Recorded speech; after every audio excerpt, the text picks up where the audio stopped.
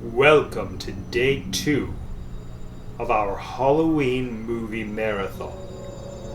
What do we have in store for you today? No doubt, another terrifying look into the human psyche. A film about... What?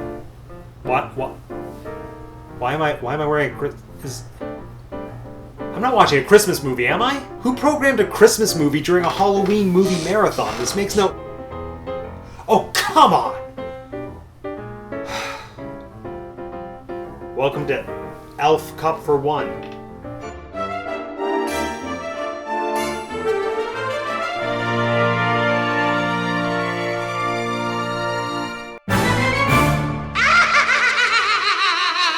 My name is Matt, and I have 2 degrees. And today's film is a cult classic and the lifeblood that keeps the heart of Hot Topic running.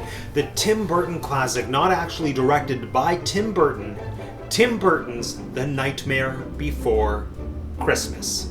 If you're watching this, you probably already know the movie way better than I ever will. But The Nightmare Before Christmas is a stop-motion animated feature about Jack, the Pumpkin King of Halloween Town, but not the one with Debbie Reynolds, so what even is the point? Discovering another country and then stealing their culture and claiming it as his own. Interestingly enough, even though it is debatably the most Tim Burton-y a movie could get, he didn't actually direct it, but it did come out of his imagination.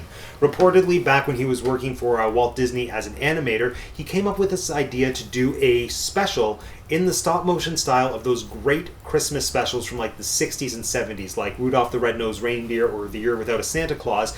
But what he was conceptualizing was a Christmas special with that very characteristic somber Tim Burton edge. So he decided to name it The Nightmare Before Christmas.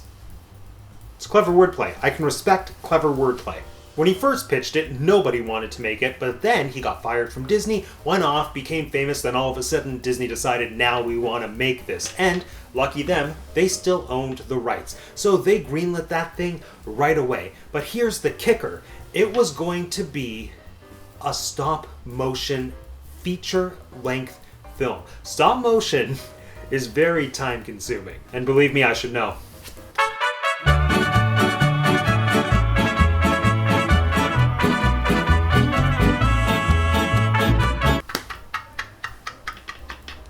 That got me into film school. Anyway, the movie is one of Disney's shortest, but it took over 3 years to make. Tim Burton had Batman movies to make. He didn't have time to spend 3 years playing with puppets. So instead, the role of director went to someone he knew he could trust, his former colleague from his days as a Walt Disney animator, director Henry Selick. Now, here's the kicker. I've never actually watched this movie straight through from start to finish and paid attention the whole time. And I don't know why. It's just never interested me. And it should. It's all the things I love. It's Christmas. It's Halloween. It's Disney. It's Tim Burton. It's a musical just all rolled together into one. But meh. But you know what? Today's the day. And for the purposes of this channel and of this review, I'm going to watch this movie and report back to you. Let's go.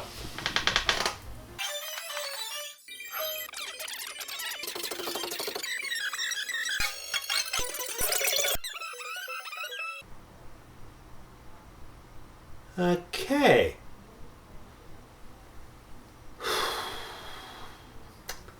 I have some questions. Why is Jack Burning Man? Is this supposed to take place on Earth? Why is Jack so scary? Why is Sally so soft-spoken? Why is Zero so cute? Why does Jack's midlife crisis mean Christmas has to be ruined for everyone? What is the deal with Sally and the creepy doctor? Someone spill the tea on that. What is the root of Oogie Boogie's gambling problems? Why do people think this is a Halloween movie? Yeah, I said it. Let's just call a spade a spade. The Nightmare Before Christmas is 100% a Christmas movie. 100%. A Christmas. A movie. And yes, I know Danny Elfman himself has said that he considers it a Halloween movie, but you know what, Danny Elfman? I love your work. But also, you're wrong on this. Let's just look at the facts. Number 1, temporal structure.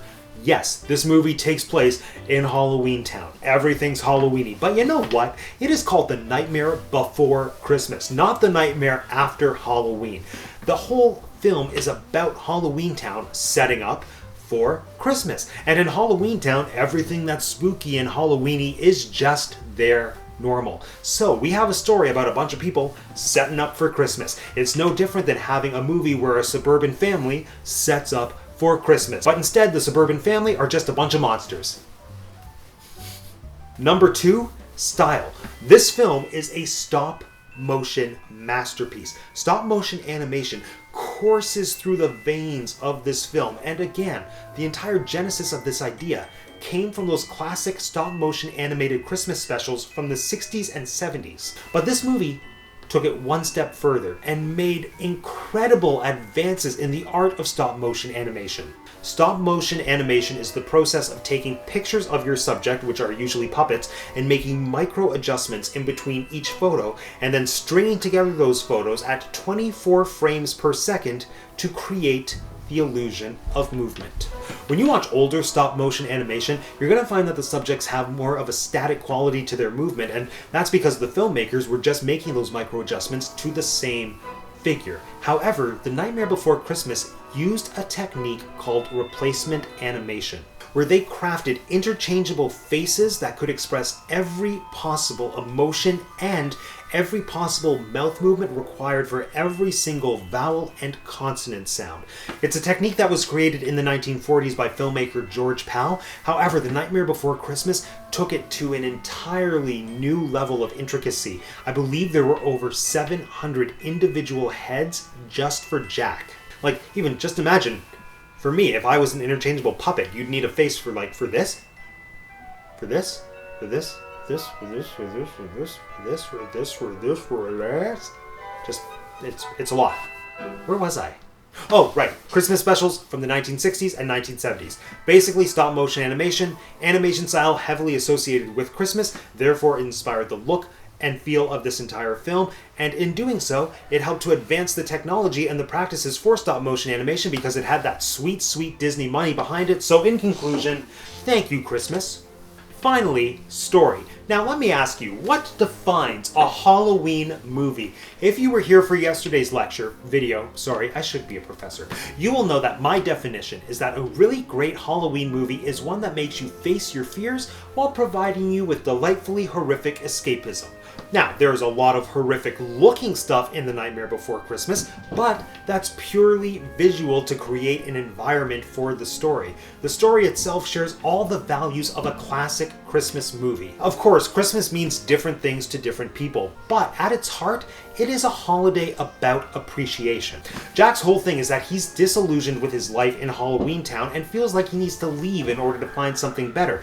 Then he goes through that whole process of getting the citizens of Halloween Town to come together to take over Christmas, and obviously it's a horrible failure. But that journey of bringing the town together and utilizing everyone's different unique skills in new ways helps strengthen the bond of the community, and at the same time, he finally notices and learns to appreciate Sally.